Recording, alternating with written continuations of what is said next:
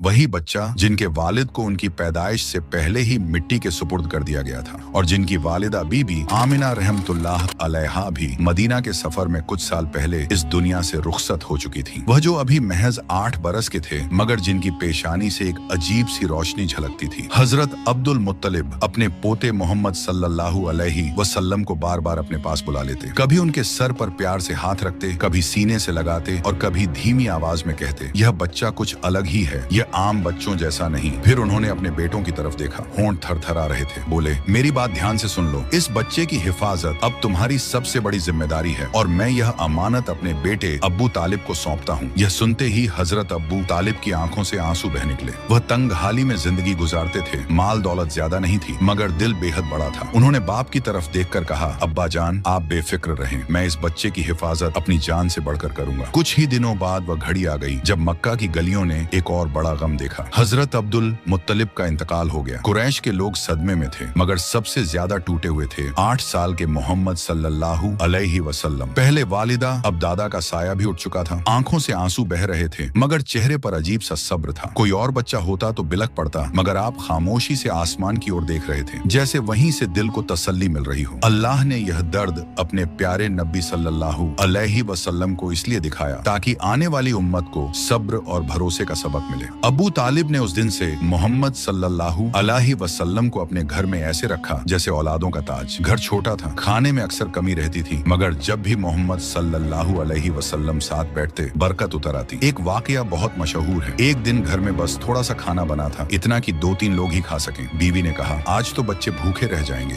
मगर हजरत अब्बू तालिब ने मोहम्मद सल्लल्लाहु अलैहि वसल्लम को पास बैठाया और कहा, बेटा तुम भी हमारे साथ खाओ। जैसे ही आपने बिस्मिल्लाह पढ़कर खाना शुरू किया वह थोड़ी सी नेमत बढ़ती चली गई। सारे बच्चे खा गए, घर वाले भी खा गए और थाली में फिर भी खाना बाकी था। बीवी हैरानी से बोली, ये कैसा करिश्मा है? आगे की कहानी के लिए पार्ट 10 जरूर देखें।